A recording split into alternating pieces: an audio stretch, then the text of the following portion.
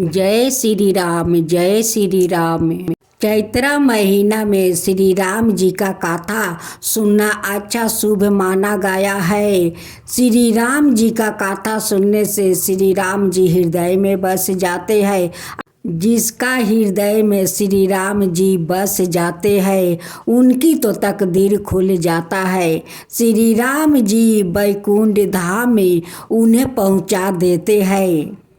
तो आइए हम सब सुनते हैं श्री राम जी की कथा। धार्मिक हिंदी कहानी। सीता जी ने बनाया भोजन पर खाने कोई नहीं आया। अब सुनते हैं कथा।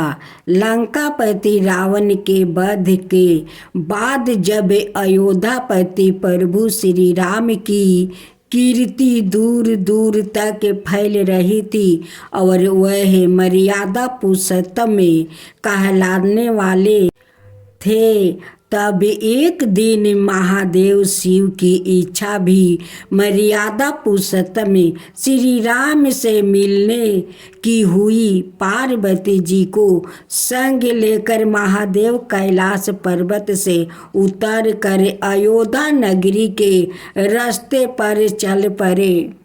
भगवान शिव और माँ पार्वती को अयोध्या आए देख कर श्री सीताराम जी बहुत खुश हुआ। माता जानकी ने उनका उचित आदर संस्कार किया और सवाई भोजन बनाने के लिए रसोई में चल गई। इस बीच में भगवान शिव ने श्री राम जी से पूछा, आपके सेवक हनुमान जी दिखाई नहीं पड़ रहे हैं। श्री राम बोले, वो बगीचे में है। शिव जी ने श्री राम जी से बगीचे में जाने की अनुमति मांगी और पार्वती जी का हाथ थाम कर बगीचे में आ गए। बगीचे की खूबसूरती देख कर उनका मन मोहित हो गया। आम के एक घने वृक्ष के नीचे हनुमान जी दीन दुनिया से बेखबर गहरी नींद में सोए थे और एक लय में खराटों से राम नाम की ध्वनि उठ रही थी। चकित होकर शिव जी और माता पार्वती एक दूसरे की ओर देखने लगे। माता पार्वती मुस्कुरा उठी और वृक्ष की डालियों की ओर इशारा किया। राम नाम सुनकर पेड़ की डलियां भी झूमने लगी थी और इनके बीच से भी राम नाम उच्चारित हो रहा था। शिव जी इस राम नाम की धुनी में मस्त गगन होकर खुद भी राम राम कहकर नाचने लगे। माता पार्वती जी ने भी अपने पति का अनुसरण किया और अपने कोमल पाँव थिरकाने लगी। शिव जी और पार्वती जी के नृत्य से ऐसी झनकार उठी कि स्वर्ग लोक के देवतागण भी आकर्षित होकर बगीचे में आ गए और राम नाम की धुनी में सभी मस्त हो गया। माता जानकी भोजन तैयार करके प्रतीक्षा कर रही थी, परंतु संध्या घेरने तक भी अतिथि नहीं पधारे। तब अपने देवर लक्ष्मण जी को बगीचे में भेजा। लक्ष्मण जी तो सवाए को श्री राम का सेवक ही बनते थे। बगीचे में आकर जब उन्होंने धरती पर स्वर्ग का नजारा देखा तो खुद भी राम नाम की धुनी में झूम उठे। महल में माता जानकी परेशान हो रही थी कि अभी तक भोजन ग्रहण करने कोई भी क्यों नहीं आया। उन्होंने श्री राम जी से कहा, भोजन ठंडा हो रहा है, चलिए हम ही जाकर बगीचे से सभी लोग को ले आए। जब सीता राम जी बगीचे में गए तो वहाँ राम नाम की धूम मची हुई थी। सीता माता सोचने लगी कि मैं ही बगीचा में चली जाती हूँ और श्री राम जी से कहता हूँ कि भोजन ठंडा हो रहा है, चलिए हम ही जाकर बगीचे में से सभी लोग को ले आते हैं। जब सीता माता बगीचे में गई तो वहाँ राम नाम की धूम मची हुई थी।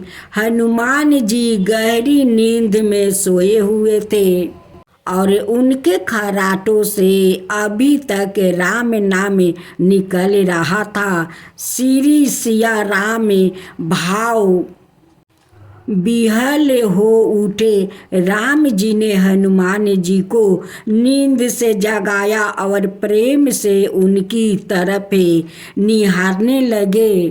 हनुमान जी प्रभु को आया देख शीघ्रता से उठ खड़े हुए। नृत्य का समा भंग हो गया। शिव जी खुले कंठ से हनुमान जी की राम भक्ति की सराहना करने लगे। हनुमान जी संकोच लेकिन मन ही मन खुश हो रहे थे। श्री सिया राम ने भोजन करने का आग्रह भगवान शिव जी से किया। सभी लोग महल में भोजन करने के लिए चल पड़े। माता जानकी भोजन परोसने लगी। हनुमान जी को भी श्री राम जी ने पंचित में बैठने का आदेश दिया। हनुमान जी बैठे तो गए, परंतु आदत ऐसी थी कि राम जी के भोजन करने के उपरांत ही सभी लोग भोजन करते थे। आज श्री राम का आदेश से पहले भोजन करना पड़ रहा है।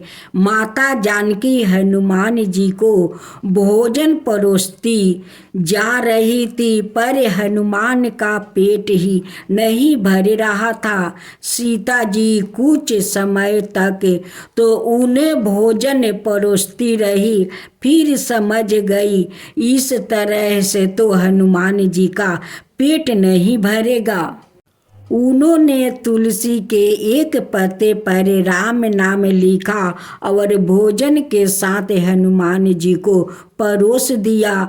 तुलसी पत्रा खाते ही हनुमान जी को संतुष्टि मिली और वह भोजन खाकर उठ खड़े हुए।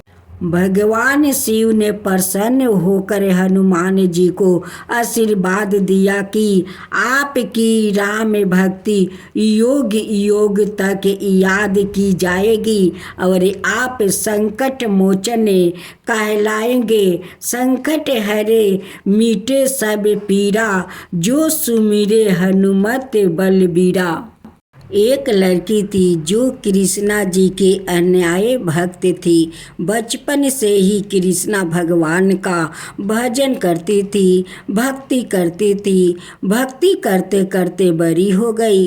भगवान की कृपा से उसका विवाह भी श्री धाम वृंदावन में किसी अच्छे घर में हो गया। विवाह होकर पहली बार वृंदावन गई, पर नई दुल्हन होने से कहीं जा नहीं सकती और महके चली गई। और वह दिन भी आ गया जब उसका पति उसे लेने उसके महके आया। अपने पति के साथ फिर वृंदावन पहुंच गई। पहुंचते पहुंचते उसे शाम हो गई। पति वृंदावन में यमुना किनारे रोक कर कहने लगा, देखो शाम का समय है, मैं यमुना जी में स्नान करके अभी आता हूँ। तुम इस पेड़ के नीचे बैठ जाओ और समान ही देख रेख करना, मैं थोड़ा ही समय में आ जाऊंगा, यही सामने ही हूँ, कुछ लगे तो मुझे आवाज दे देना। इतना कहकर पति चला गया और वो लड़की बैठ गई। अब एक हाथ लंबा घूंघटा निकाले राखी है, क्योंकि गांव है, ससुराल है, और वो ही बैठ गई। मन ही मन विचार करने लगी कि देखो ठाकुर जी की कितनी कृपा है, उन्हें मैंने बचपन से भजन और उनकी कृपा से मेरा विवाह भी श्रीधाम वृंदावन में हो गया। मैं इतने बरसों से ठाकुर जी को मानती हूँ, परंतु अब तक उसे कोई रिश्ता नहीं जोड़ा। फिर सोचती है ठाकुर जी की उम्र क्या होगी, लगभग 16 बरस के होंगे। मेरे पति 20 बरस के हैं, उनसे थोड़ा से छोटा है, इसलिए मेरे पति के छोटे भाई की तरह हुआ और मेरे देवर की तरह। तो आज से ठाकुर जी मेरे देवर हुए। अब तो ठाकुर जी से नए संबंध जोड़ कर बड़ी प्रसन्न हुई और मन ही मन ठाकुर जी से कहने लगी, देखो ठाकुर जी, आज से मैं तुम्हारी भाभी हूँ और तुम मेरे देवर हो गए हो। अब वो समय आ गया जब तुम मुझे भाभी भाभी कहकर पुकारोगे। इतना सोच ही रही थी, तभी एक 10 या 15 बरस का एक बालक आया और उस लड़की से बोला, भाभी भाभी। लड़की अचानक अपने भाव से बाहर आई और सोचने लगी, वृंदावन में तो मैं नई हूँ, या भाभी कहकर कौन बुला रहा है। वो नई थी, इसलिए घूंघटा उठाकर नहीं देखा कि गांव के किसी बड़े बूढ़े ने देख लिया तो बड़ी बदनामी होगी। अब वो बालक बार बार कहता, पर वो उत्तर ना देती। बालक पास आया और बोला, भाभी तनिक अपना चेहरा तो दिखा दो।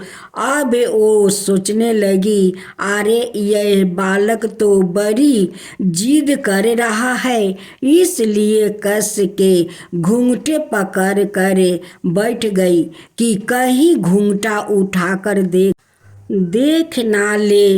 लेकिन उस बालक ने जबरदस्ती घूंघटा उठाकर चेहरा देखा और भाग गया। थोड़ी देर में उसका पति आ गया। उसने सारी बात अपने पति से कही।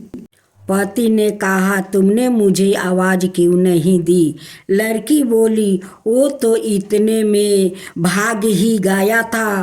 पति बोला, चिंता मत करो, वृंदावन में बहुत बड़ा थोड़े ही है, कभी किसी गली में मिल जाएगा तो हड्डी पसली एक कर दूंगा, फिर कभी ऐसा नहीं कर सकेगा। तुम्हें जहाँ भी देखो मुझे जरूर बताना। फिर दोनों घर गया। कुछ दिन बाद उसकी सास ने अपने बेटे से कहा, बेटा देख तेरा विवाह हो गया है, बहू महके से भी आ गई है, पर तुम दोनों अभी तक बाके बिहारी जी के दर्शन के लिए नहीं गया। कल जाकर बहू को दर्शन कराकर लाना। अब अगले दिन दोनों पति पत्नी ठाकुर जी के दर्शन के लिए मंदिर जाते हैं। मंदिर में बहुत भीड़ थी। लड़का कहने लगा, देखो तुम स्त्रियों के साथ आगे जाकर दर्शन करो, मैं भी आता हूँ। अब वो आगे गई पर घूंघटा नहीं उठाती। उसे डर लगता कोई बड़ा बूढ़ा देखेगा तो कहेगा, नई बहू घूंघटा के बिना घूम रही है। बहुत देर हो गई। पीछे से पति ने आकर कहा, आरी बाबली, बिहारी जी सामने है, घूंघटा काहे ना खोल, घूंघटा नहीं उठाएगी तो दर्शन कैसे करेगी। अब उसने अपना घूंघटा उठाया और जो बाके बिहारी जी की और देखा तो बाके बिहारी जी की जगह वही बालक के मुस्कुराता हुआ देखा तो एकदम से चिल्लाने लगी, सुनिए, जल्दी आओ, जल्दी आओ। पति पीछे से भागा भागा आया, बोला, क्या हुआ। लड़की बोली, उस दिन जो मुझे भाभी भाभी कहकर भागा था वो लड़का मिल गया है। पति ने कहा, कहाँ है, अभी उसे देखता हूँ। तो ठाकुर जी की और इशारा करके बोली, ये है रहा, आपके सामने ही तो है। उसके पति ने जो देखा तो अबाक रह गया और बोला, तू धन्य हो, वास्तव में तुम्हारे हृदय में सच्चा भाव ठाकुर जी के प्रति है। मैं इतने बरस से वृंदावन में हूँ, मुझे आज तक उनके दर्शन नहीं हुआ और तेरा भाव इतना अच्छा है कि बिहारी जी के तुझे दर्शन हुआ।